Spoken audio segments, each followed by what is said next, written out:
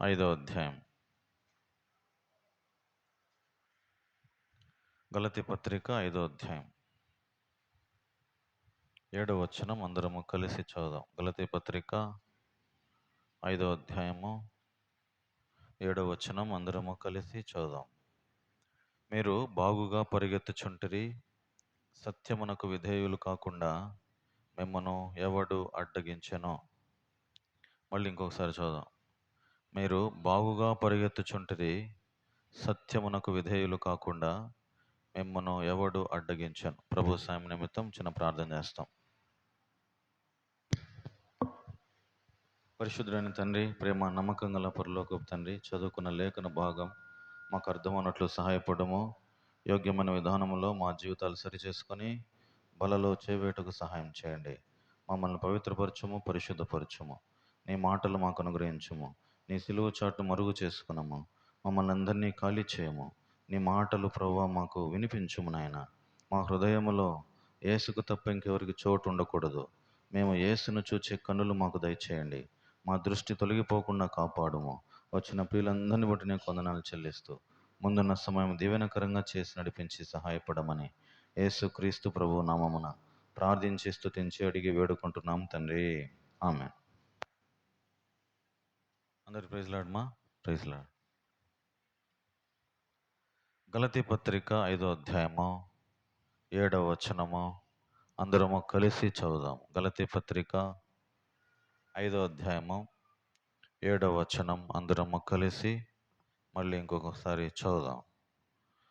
మీరు బాగుగా పరిగెత్తుచుంటిరి, సత్యమునకు విధేయులు కాకుండా మిమ్మను ఎవడు అడ్డగించెనో. చదువుకున్న ఈ లేఖన భాగం ప్రభు మన కొరకై ఆశీర్వదించునుగాక. మన ధ్యానాంశం ఏమిటంటే, ఈరోజు బల్లను సమీపించక ముందు మనము ధ్యానం చేసేటటువంటి అంశము పరిగెత్తుట. ఏంటిది? పరిగెత్తుట. ఎలాంటి వారు పరిగెడతారు? బైబిల్లో ఎలాంటి వారు పరిగెత్తారు? ఈ భూమి మీద మనిషి ఎక్కడికి పరిగెడుతున్నాడు? దేని వైపు మనిషి ఇంట్రెస్ట్ చూపిస్తున్నాడు అనే విషయాలు మనం ఈరోజు నేర్చుకుంటాం. పరిగెత్తడం అంటే ఎవరు పరిగెడతారు? ఎవరు పరిగెడతారు? చిరుతపులి బాగా పరిగెడుతుందా?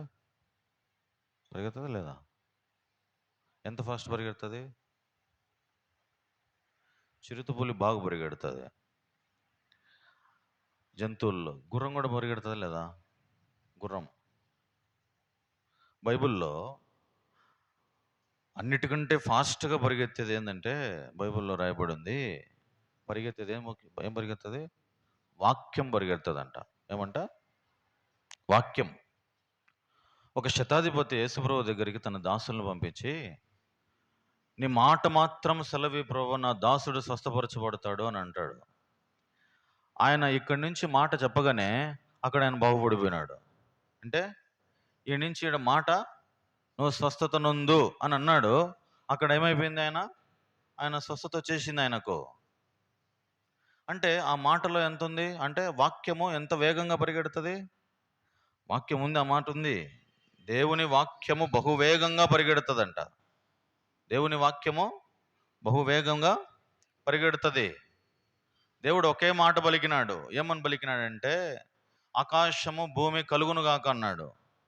ఒకే మాట, కలుగునుగాక అంటే కలిగిపోయింది. ఆశ్చర్యకరుడు ఆయన. లేనివి ఉన్నవాటిగాను, ఉన్నవి లేని వాటిగాను చేసే దేవుడు ఆయన. పరిగెత్తుట అనే మాట.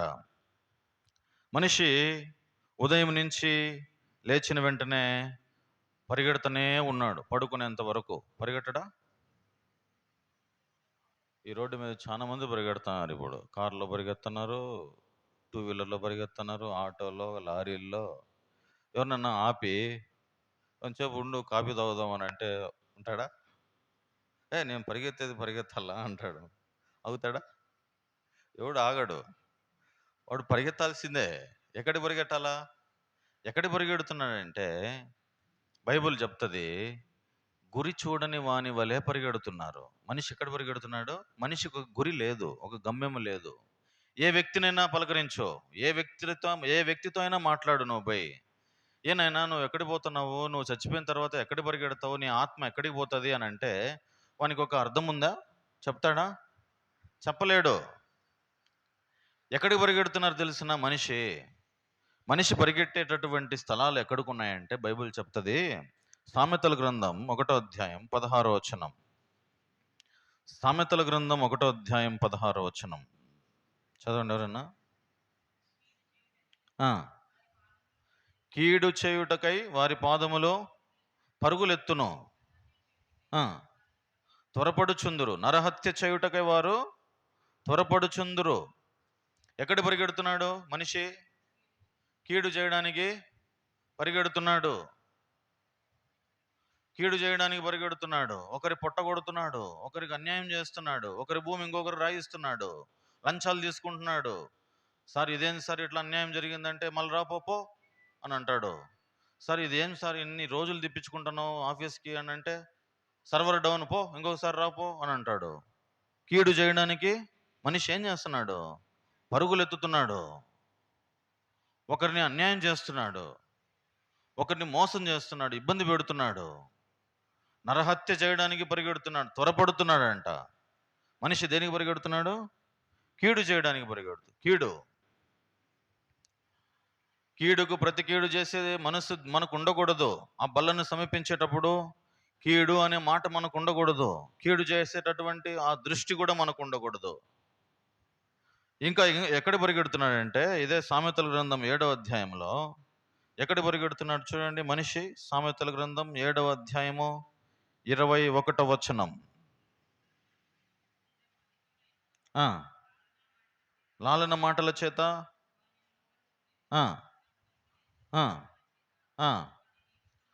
ఈడ్చుకొని పోయాను, పరిగెత్తుంది, లోపరుచుకొని ఈడ్చుకొని పోతా ఉంది. మనిషి వ్యభిచారం చేసేటానికి, వ్యభిచరించుటకు, కీడు చేయడానికి పరిగెడుతున్నాడు, వ్యభిచరించడానికి పరిగెడుతున్నాడు. ఇదే యెషయా గ్రంథంలో ఒక మాట రాయబడి ఉంది 59వ అధ్యాయంలో. యెషయా గ్రంథం 59లో చదవండి 7వ వచనం. యెషయా గ్రంథం 59:7. పాపము చేయ పరిగెత్తుచున్నవి, చంపుటకు త్వరపడుచున్నవి.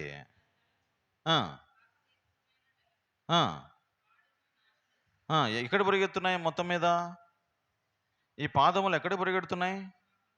పాపము చేయడానికి. కాళ్ళు పాపము చేయడానికి పరిగెడుతున్నాయి. నీ కాళ్ళు కట్టేసేయి. అట్లా పాపము ఒకవేళ పాపము చేయడానికి పరిగెడతా ఉంటే నీ కాళ్ళు ఏం చేయాలా? కట్టి పడేసేయి, పోవద్దు. దుష్ట సాంగత్యము మంచి నడువడిని చెరిపేస్తుంది. రారా అని ఈడ్చుకొని పోతాడు వాడు. వానితో పోయి కలిసినావా, అయిపోయి వాని అలవాట్లు నీకు వచ్చా. రోంత తీసుకోరా, ఏమి కాదు, అంత లోకమంతా తాగుతుంది, నువ్వు కొంచెం తీసుకోరా చాలు అంటాడు. పాపము చేయడానికి మనిషిని ఏం చేస్తుంది? చాలా సులభంగా పట్టేస్తుంది. ఒకసారి ఆ ఉచ్చులో పడినావా ఇంక నువ్వు విడిపించుకోలేవు. ఒకసారి వానితో సాంగత్యం చేసినావా ఇంక అయిపోయా, నీ జీవితమే ఆడికి క్లోజ్ అయిపోతుంది.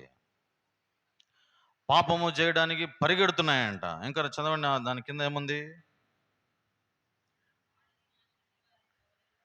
నిరపరాధులను చంపుటకు అవి త్వరపడుతున్నాయి, చంపడానికి త్వరపడుతున్నాయి.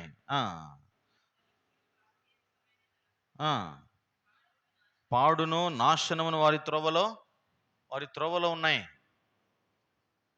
నువ్వు బాగా పరిగెడుతున్నావు. సత్యమునకు అవిధేయులు కాకుండా నిన్ను ఎవడు అడ్డగించాడు? మంచి మాట విందామని వస్తున్నావు, మంచి వాక్యం వినాలి, దేవునిలో నేను బలపడాలి, ఆత్మలో ఆనందించాలని చెప్పి నువ్వు పరిగెత్తుకుంటూ వస్తున్నావు. మధ్యలో ఎవడో పుల్లబెట్టినాడు, అడ్డగించేసినాడు నిన్ను. సత్యమునకు విధేయులు కాకుండా. అదే రాయబడింది గలతీ పత్రిక 5వ అధ్యాయం 7వ వచనం. బాగుగా పరిగెత్తుచుంటిరి. అయితే ఇప్పుడు ఏమైపోయింది? బాగా పరిగెత్తేవాడిని వెనకల బట్టి లాగడం. ఇప్పుడు ఒకడు బాగా పరిగెత్తున్నాడు అనుకో, మధ్యలో ఒకటి ఏదైనా అడ్డపుల్ల వేసినాడంటే వాడు పరిగెత్తాడా? బోళ్ళ పడతాడు, బొక్క బోళ్ళ పడతాడు. ఇంక బోళ్ళ పడినోడు మళ్ళీ లేచి పరిగెత్తాడా? కాళ్ళు చేతులు ఇరుగుతాయి. పరిగెత్తేటోడిని, మంచిగా పరిగెత్తే వ్యక్తిని, బాగా రక్షించబడినటువంటి వ్యక్తి ఎంత ఆశ చూపించి దేవుడంటే ప్రేమ కలిగి ప్రతి మీటింగ్కి, ప్రతి ఒక్క ఆరాధన చేసి ప్రతి మీటింగ్కి క్రమం తప్పకుండా వస్తాడు. దేవుని వాక్యం వినాలని పరుగులెత్తుకుంటా వస్తాడు. అట్లాంటి వ్యక్తిని శత్రువు ఏం చేస్తున్నాడంటే అడ్డగిస్తున్నాడు. సత్యమునకు విధేయులు కాకుండా ఏం చేస్తున్నాడు వాడు? అడ్డగించేస్తున్నాడు. ఇది ఇక్కడ జరిగేది కాదు, ఏడ జరిగే సంగతి. ఇదంతా అన్ని చోట్ల జరుగుతూ ఉంది. ఇది ఒక చోట మాత్రమే కాదు ఇది జరిగేది. వాడు ఓర్వలేకుండా ఉన్నాడు. దుష్టుడు ఏం చేస్తున్నాడంటే ఓర్వలేకుండా ఉన్నాడు. అబ్బా, వీడు మంచి మార్గంలో పోతాడా, వీడు ఎట్లా పోతాడో నేను చూస్తా అని చెప్పి అడ్డపుల్ల వేసేవాళ్ళు ఉన్నారు. ఎక్కడికి పరిగెత్తున్నాడు మానవుడు? కీడు చేయడానికి పరిగెత్తున్నాడు, పాపము చేయడానికి పరిగెత్తున్నాడు, వ్యభిచరించడానికి పరిగెడుతున్నాడు. ఇంకా రాయబడి ఉంది చూడండి, హగ్గయి పత్రిక 1వ అధ్యాయము. హగ్గయి పత్రిక 1వ అధ్యాయము 9వ వచనం చదవండి. హగ్గయి 1:9, 775 పేజీ నంబరు. ఎదురు చూచితిరి గాని కొంచెముగా పండెను.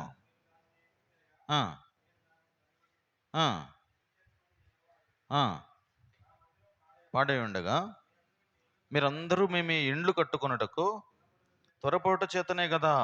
దేనికి త్వరపడుతున్నాడు మనిషి? దేనికి త్వరపడుతున్నాడు? ఇండ్లు కట్టుకోవడానికి. దేవుని మందిరం పాడైపోయి ఉంటే, దేవుని మందిరం ఏం తెలిసినా ఒక రకంగా ఆత్మీయంగా చెప్పాలంటే, చెప్పండి ఏంటిది దేవుని మందిరం అంటే? మన హృదయమే దేవుని మందిరం. ఈ హృదయం పాడైపోయి ఉంటే నువ్వు బయట ఏం కట్టుకుంటున్నావు? నీ ఇండ్లు కట్టుకుంటున్నావు. నీ స్వలాభాపేక్ష చూస్తున్నావు. నువ్వు మేలులు క్షేమం కోరుకుంటున్నావు. నీ సుఖ సౌకర్యాలు కోరుకుంటున్నావు. నీ సుఖ సంతోషమే కోరుకుంటున్నావు. నీ హృదయం ఏమైపోయింది? నీ మందిరం అనే హృదయం ఏమైపోయింది? పాడైపోయింది. అదే అక్కడ దాని అర్థం. మళ్ళా చదవండి. నా మందిరము పాడై ఉండగా మీరందరూ మీ ఇండ్లు కట్టుకొనుటకు త్వరపడుట చేతనే కదా. మీ ఇండ్లు కట్టుకోవటానికి. ఇండ్లు దేనికి కట్టుకుంటాం? సుఖంగా ఉండడానికి, సంతోషంగా ఉండడానికి. కట్టుకోవడం తప్పు కాదు. హృదయము పాడైపోయింది. హృదయములో ఉన్నటువంటి మలినము మస్టును తీసివేసుకోవాలా. హృదయము ఆరోగ్యంగా ఉండాలా. అన్ని హృదయంలో నుంచే బయలుదేరుతాయి. హృదయం బాగుంటే ఊరు బాగుంటుంది. నీ మనసు బాగుంటే నీ ఇల్లు బాగుంటుంది. నీ హృదయం బాగాలేకపోతే నువ్వు బాగుంటావా? నీ హృదయం బాగాలేకపోతే నీ దేహమంతా పాడైపోతుంది. కాబట్టి మన హృదయమే దేవునికి ఆలయం, దేవుని మందిరం. దేవుని మందిరాన్ని పాడు చేయకూడదు. ఏదంటే అది చూడకూడదు. హృదయంలో ఏదంటే అది యోచించకూడదు, ఆలోచించకూడదు, అపవిత్రపరుచుకోకూడదు. హృదయాన్ని పరిశుద్ధంగా ఉంచుకోవాలా. అది దేవుడు కోరేది. అయితే మీ ఇండ్లను కట్టుకోవడానికి త్వరపడుతున్నారు. అది మనిషి చేస్తున్నాడు. ఎన్ని ఇండ్లు కట్టుకోవడంలే ఇప్పుడు రాయచోట్లో. ఇప్పుడు ఇంకా ఈ మదనపల్లి రోడ్ అంతా ఇండ్లు అయిపోతాయి. ఇంకొక సంవత్సరం చూడండి, ఈ మదనపల్లి రోడ్ అంతా ఆడి వరకు వెళ్ళిపోతాయి ఇళ్ళు. చిన్నమಣ್ಣు కాడికి పోతాయి. అక్క చెప్తాంది. ఎక్కువైపోతున్నాయి ఇళ్ళులు, లేవు అయిపోవడంలే. కాబట్టి ఇల్లు కట్టుకోవడానికి పరిగెడుతున్నాడు. ఇంకా ఏంటంటే విచారము. ఇది అందరు తీయండి, మాట చూపిస్తా. సామెతల గ్రంథం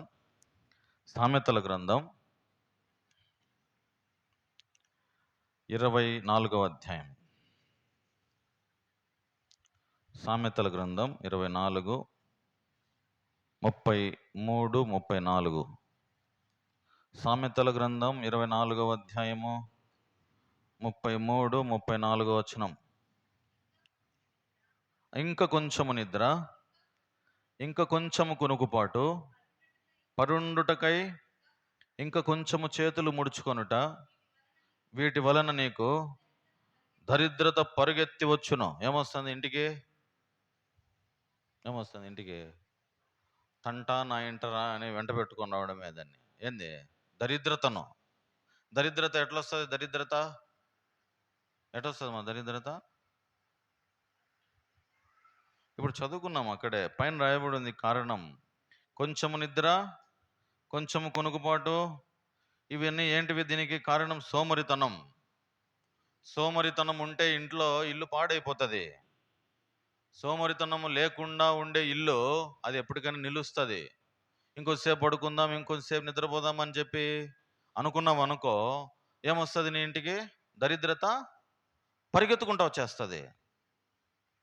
కాబట్టి సోమరితనం తీసేయాలి. అందుకనే బైబిల్ ఏం చెప్తుందంటే, సోమరి చీమల యొద్దకు పోయి జ్ఞానం తెచ్చుకో, బుద్ధి తెచ్చుకో. ఏం చేస్తున్నాయి అవి? చీమలు ఏం చేస్తున్నాయి? పొద్దున్నలే ఎప్పుడు రాత్రి మగళ్ళు కష్టపడతాయి. ఇంక వర్షకాలం వస్తుంది అనంగా అవి ఎండల కాలంలోనే పనిచేస్తాయంట. ఎండల కాలంలోనే పోయి ధాన్యం కూర్చుకొని ఇండ్లలోకి పెట్టుకుంటాయంట అవి. వాటికి కూడా ఇళ్ళు ఉన్నాయి లోపల. భూమి తవ్వి చూస్తే వాటికి కూడా ఏమున్నాయి? ఇళ్ళు ఉన్నాయి. వాటికి రాజు లేడు. వాటికి నువ్వు ఇట్లా పో, క్రమంగా పో, నడుచుకుంటా పో, ఈడ దొరుకుతుంది, ఆడ దొరుకుతుంది అని చెప్పేది ఏమిలా. అది వాసనతోనే పసిగడతాయి. ఇప్పుడు ప్రస్తుతానికి దీని మీద ఏదైనా ఒక బెల్లం పెడితే దానికి ఎట్ట తెలుస్తుంది? ఎన్నో ఉంటుంది ఆ చీమ. ఆ చీమకి ఏం తెలిసిపోతుంది? చక్కెర ఉండే చోట, బెల్లం ఉండే చోట వచ్చేస్తాయి పరిగెత్తుకుంటా. అంటే ఇప్పుడు బయటకు ఒకరు పోయి దాన్ని తరిమేయండి నిన్న ఆ కోతులు. అంటే ఇప్పుడు సోమరితనం మనిషికి ఏం చేస్తుంది? సోమరితనం మనిషికి ఏం చేస్తుంది? దరిద్రత తీసుకొస్తా ఉంది. సోమరితనము, ఇంకా కొంచెం సేపు కొనుకుపాటు, ఇంకా కొంచెం సేపు నిద్ర, ఇది తీసేయాలి. అవి తీసేయాలి, మనకు పనికిరావు అవి. కాబట్టి నిద్రించే విషయంలో మనం ఎప్పుడైతే నిద్రకు ప్రాముఖ్యత ఇస్తామో దరిద్రత ఏమొస్తుంది? దరిద్రత పరిగెత్తుకుంటూ వస్తుంది. కాబట్టి ఉదయకాలమే లేయాల.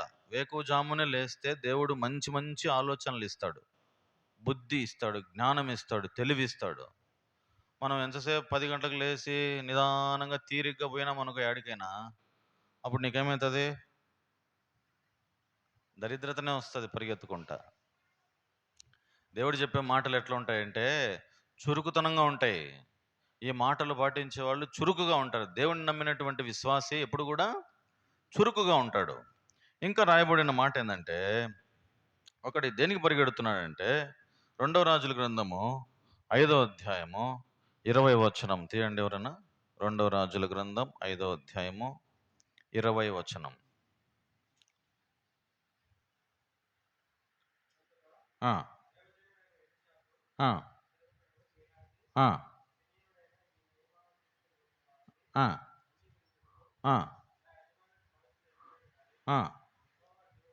ఆ ఏమంట? పరిగెత్తుకుని పోయి, నేను పరిగెత్తుకుని పోయి ఆ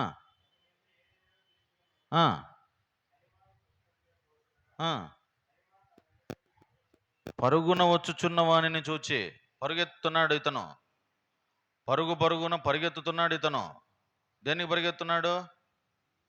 దేనికి? వెండి బంగారం సంపాదించుకోవడానికి, ఆస్తులు సంపాదించుకోవడానికి పరిగెత్తున్నాడు. ఇంకా ఛాన్స్ ఇంక నేను పరిగెత్తకపోతే నాకు ఆ వెండి దొరకదు, ఆ బంగారు దొరకదు అని చెప్పి ఏం చేస్తున్నాడంటే రథం వెనకల పరిగెడుతున్నాడు నయమానును కలుసుకోవడానికి. ఏందబ్బా ఇంతగా పరిగెత్తున్నాడు? నేను చాలాసార్లు చూస్తున్నానే, యాడ్ నుంచో పరిగెత్తుకుంటూ వస్తున్నాడు ఈ పిల్లోడు, ఎవరైనా అని చెప్పి ఆపినాడు, ఆ రథం ఆపినాడు. పరుగున వస్తున్నాడు అనమాట.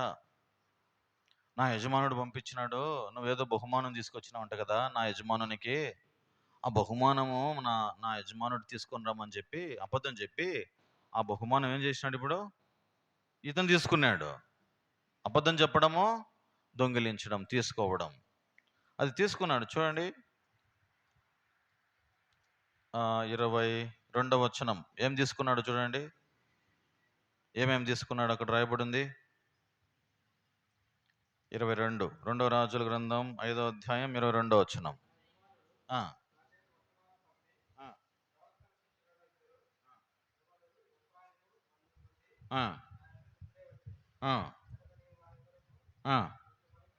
రెండు మనుగులు వెండి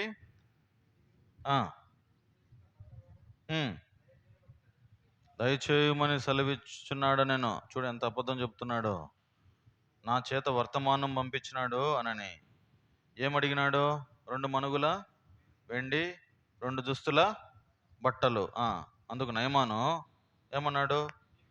నీకు అనుకూలమైతే రెట్టింపు వెండి తీసుకొనమని బతిమాలి 2 సంచులలో 4 మణుగుల వెండి గట్టి 2 దుస్తుల బట్టలనిచ్చి తన పనివారిలో 2 మీద వాటిని వేయగా వారి గెహాజీ ముందర వాటిని మోసుకొని పోయేంత ధనం ఇచ్చినారు వాళ్ళు.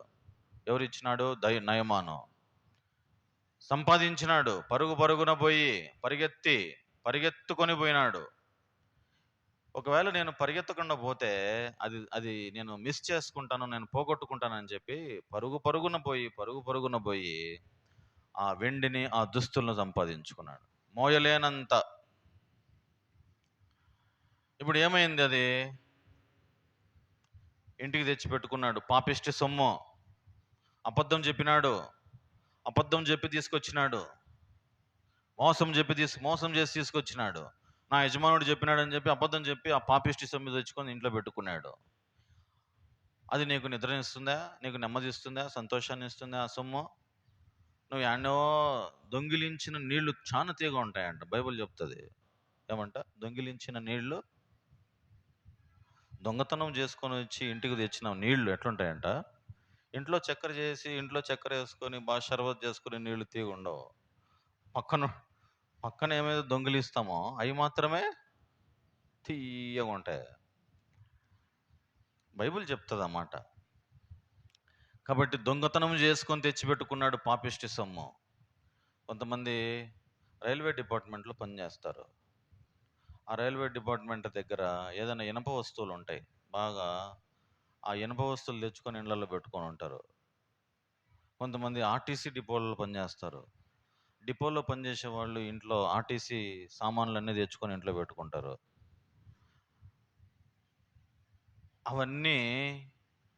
అవన్నీ పాపిష్టి సొమ్మేనా కాదా? ఊరికే వస్తానని చెప్పి తెచ్చిపెట్టుకుంటే ఊరికే వచ్చింది ఊరికే పోతుందంట. గాలికి వచ్చింది గాలికి పోతుందంట. మోసం చేసి లంచం చేసి 1 కోటి రూపాయలు సంపాదించినావు అనుకో, నీకు అప్పుడే పుండు పెడతాడు దేవుడు. లంచం చేసి తీసుకొచ్చినావు అనుకో, నీకేదో ఒకటి పుండు పెడతాడు. రోగం ఉంటుంది. నువ్వు ఆ 1 కోటి రూపాయలు అనుభవిస్తావు అనుకుంటే 1 రూపాయి కూడా అనుభవించలేవు. చెప్తాను, గుర్తుపెట్టుకో. ఏదైతే కష్టార్జితం చేసి నువ్వు సంపాదించుకుంటావో దాంతోనే నువ్వు అనుభవించాలి. కానీ ఊరికే గాలికి తీసుకొచ్చినావు అనుకో, ఏదైతే ప్రయాసపడి పరుగున పోయి దొంగతనం చేసి అవి చేసి ఇవి చేసి తెచ్చి ఇంట్లో పెట్టుకుంటే నీకు నెమ్మది ఇస్తుందా? దానివల్ల నీకు నెమ్మది దొరకదు. ఏ పొద్దు దొరకదు, ఏ రోజు కూడా దొరకదు. ఈ గెహాజీ ఏమైంది తెలిసిన చివరికి? చూడండి, 25వ వచనం తీసుకొని ఇంటిలో దాచిపెట్టినాడని రాయబడి ఉంది. చూడండి 24వ వచనం. మెట్ల దగ్గరకు వారు రాగానే వారి యొద్ద నుండి గెహాజీ వాటిని తీసుకొని ఇంటిలో దాచి ఏం చేసినాడు? ఇంటిలో దాచిపెట్టినాడు. పాపిష్టి సొమ్ము ఇంట్లో దాచిపెట్టినాడు. కొంతమంది ఏం చేస్తారంటే భూమి తవ్వి మొత్తం అంతా లోపల పెడతారు. కొంతమంది నిధులని, కొంతమంది ఏడన్నా గుప్త నిధులు, కొంతమంది సీక్రెట్ లాకర్లలో పెడతారు. ఏడన్నా పెడతారు. దాచిపెట్టేసినాడు ఎవరు కనపడకుండా. అమ్మ దీని ద్వారా నా పిల్లలు, నా కుటుంబము, నా తదనంతరం బాగా బతకచ్చు అని చెప్పి దాచిపెట్టేసుకున్నాడు. తర్వాత ఏమైంది? దాచిపెట్టినాడు. అతడు లోపలికి పోయి 25వ వచనం తన యజమానుని ముందర నిలవగా ఎలీషా వారిని చూచి, గెహాజీ, నీవు ఎచ్చటి నుండి వచ్చితివని అడిగినందుకు వాడు, నీ దాసుని నేను ఎచ్చటికి పోలే. ఎక్కడికి పోలే నేను నా అంత మంచోడు ఎవరన్నా ఉంటాడా? నేను ఎక్కడికి పోతా? వాడు అబద్ధం చెప్తాను. చూడండి ఎంత బాగా అబద్ధం చెప్తున్నాడు. ఎక్కడ పోయినావురా బాబు అని అంటే, నేను ఆడిపోయినా, నేను ఎప్పుడు చెప్పినా అని అంటాడు. అబద్ధం చెప్తాడు. ఊరికనే చేసేదన్నీ చేసేసి ఉంటాడు. ఆల్రెడీ చేసేదంతా చేసేసి గమ్మున ఏమి తెలియనట్టుగా, నేను ఎక్కడ పోలే సార్, నేను ఎక్కడ పోయినా, నువ్వు నన్ను అనుమానిస్తావా? వాడు మళ్ళీ అడిగే మాట ఏంటంటే, నన్నంతా అనుమానిస్తావా నువ్వు? అప్పుడు ఏమన్నాడు తెలిసిన గెహాజీ? ఎలీషా ఏమన్నాడు చూడండి, 26వ వచనం. అంతటా ఎలీషా వానితో, ఆ మనుషుడు తన రథము దిగి నేను ఎదుర్కొనుటకు తిరిగి వచ్చినప్పుడు నా మనస్సు నీతో కూడా రాలేదా? దేవుని మనస్సు నీతో ఉంది. దేవుడు నిన్ను చూస్తున్నాడు. తన ఎడల యథార్థవంతులను బలపరచుటకై యెహోవా కనుదృష్టి లోకమంతటా సంచారం చేస్తూ ఉంది. ఎక్కడ పాపము జరుగుతూ ఉంది, ఎక్కడ వ్యభిచారం జరుగుతుంది, ఎక్కడ కీడు జరుగుతుంది, ఎక్కడ పాపము జరుగుతుంది, ఎక్కడ 4 గోడల మధ్య జరుగుతూ ఉందో ఇదంతా దేవునికి స్పష్టంగా కనపడుతుంది. కనపడలేదా? వాడు ఎక్కడ పోయినాడు, ఎక్కడ తెచ్చుకున్నాడు, ఏం తెచ్చుకున్నాడు అని దేవునికి కనపడలేదా? దేవునికి స్పష్టంగా కనపడతా ఉంది. నువ్వు పోయిన ఆదివారం నుంచి ఈ ఆదివారం వరకు ఏమేమి చేసినావో, ఏ పనులు చేసినావో, ఏ ఘనకార్యాలు చేసినావో అవన్నీ దేవునికి స్పష్టంగా కనబడిపోతున్నాయి. ఎక్కడైనా తప్పించుకుంటామా? ఎక్కడ తప్పించుకోలేం. అది ఆ బల్ల చేరక ముందు, ఆ బల్లను ముట్టక ముందు ఏం చేయాలంటే హృదయం పవిత్రపరచుకోవాలి. అవును స్వామి, గత వారం నుంచి వారానికి నా జీవితాన్ని నేను చూసుకుంటే ఎన్నో తప్పులు జరిగినాయి. నీ మనసు నాతోనే ఉంది, నా మనసు నీతో కూడా రాలేదా అని అంటే దేవుని మనసు మనతో లేదా? చెప్పండి, దేవుని మనసు మనతో లేదా? దేవుడు మనల్ని వెంబడించడం లేదా? వెంబడిస్తున్నాడు. పాపిష్టి సొమ్మును ఆశపడినాడు, దొంగ సొమ్మును ఆశపడినాడు. నీతిగా అడుగు, నాకు కావాలా, మా యజమానుడు ఏం చెప్పలేదు, నాకు కావాలా అని చెప్పి నేను వచ్చినానని చెప్పు, ఇస్తాడు. కానీ అబద్ధం చెప్పి సంపాదించుకోవడం ఏంది? అది దొంగతనం చేయడం ఏంది? ఎక్కడికన్నా పోయినావంటే నేను ఎక్కడ పోయినా, అబ్బా నేను యాడికి పోలేదనడం ఏంది? అది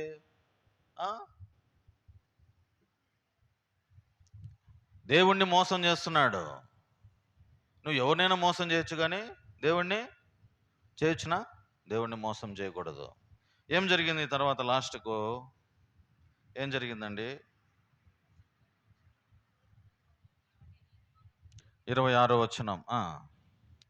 ద్రవ్యమును, నా మనసు నీతో కూడా రాలేదా? ద్రవ్యమును, వస్త్రములను, ఒలీవ చెట్ల తోటలను, ద్రాక్ష తోటలను, గొర్రెలను, ఎడ్లను, దాసదాసీలను సంపాదించుకొనుటకు ఇది సమయమా? సమయం గతించిపోతా ఉంది.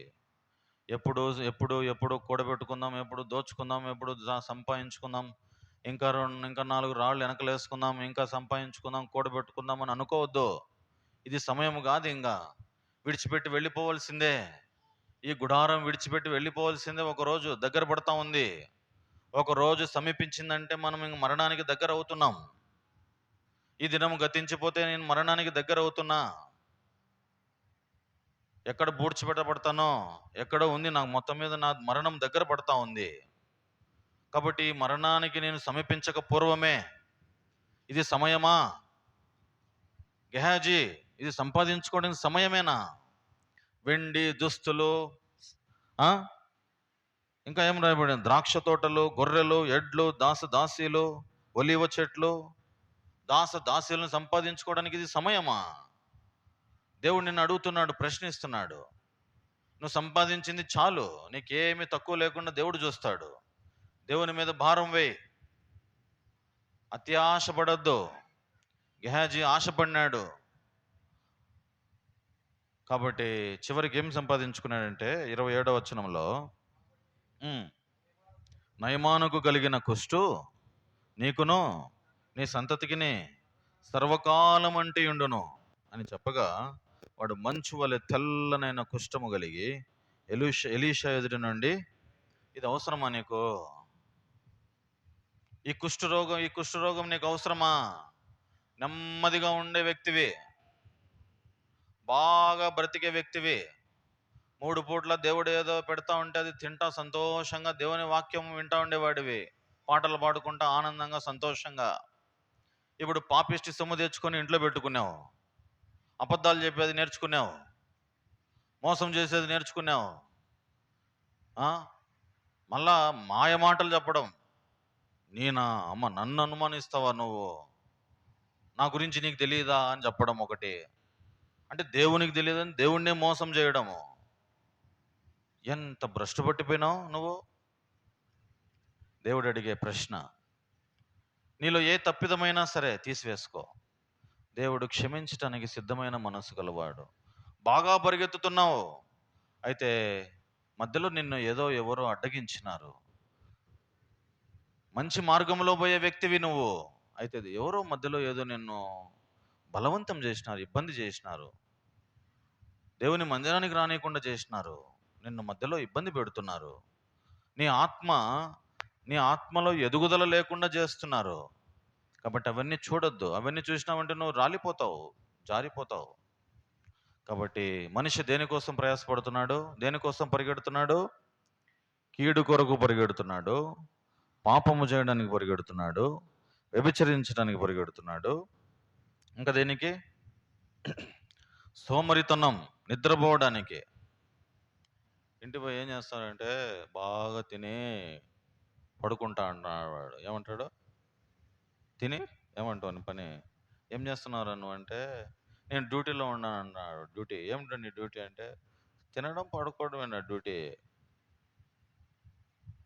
అది కాదు మనం చేయాల్సింది. సోమరోడు ఇంటికి ఏం చేస్తాడు? నిప్పులు పోస్తాడు. నిప్పులు తెస్తాడు పోయాడా? చురుకుతనం కలిగి ఉండాలా, ఉదయకాలమే లేయాలా, చీమల దగ్గరికి పోయి జ్ఞానం తెచ్చుకోవాలా. సోమరి ఎందాక పడుకుంటావు? ఇంకొంచెంసేపు నిద్ర, ఇంకొంచెంసేపు కునుకుపాటు.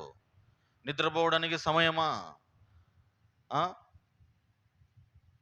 కాబట్టి దేనికి పరిగెడుతున్నాడంటే ఇండు కట్టుకోవడానికి. దేవుని మందిరం పాడు చేస్తున్నాడు. దేవుని హృదయాన్ని, మన హృదయం అనే దేవుని ఇంటిని పాడు చేసుకొని ఇల్లు కట్టుకోవడానికి ప్రయాసపడుతున్నాడు. తర్వాత వెండి బట్టలు సంపాదించుకోవటానికి ప్రయాసపడుతున్నాడు. ఇంకా అనేకమైన విషయాలు ఉన్నాయి. కాబట్టి ఎక్కడైనా మనం తప్పిపోయి ఉంటే దేవుని దగ్గరకు వచ్చి క్షమాపణ అడిగి, ప్రభువా, నా దగ్గర అనేకమైన పొరపాట్లు ఉన్నాయి, ఎన్నో తప్పులు జరిగిపోయినాయి, నన్ను క్షమించు. నీ ఎదుట నేను ఎన్నో తప్పిదాలు చేశాను, నన్ను మన్నించు నాయనా. పరీక్షించుకొని అందరము 2 నిమిషాలు మౌనంగా ప్రార్థనలో గడుపుదాం. దయచేసి మోకరించండి. దేవుడి వాక్యం దీవించునుగాక.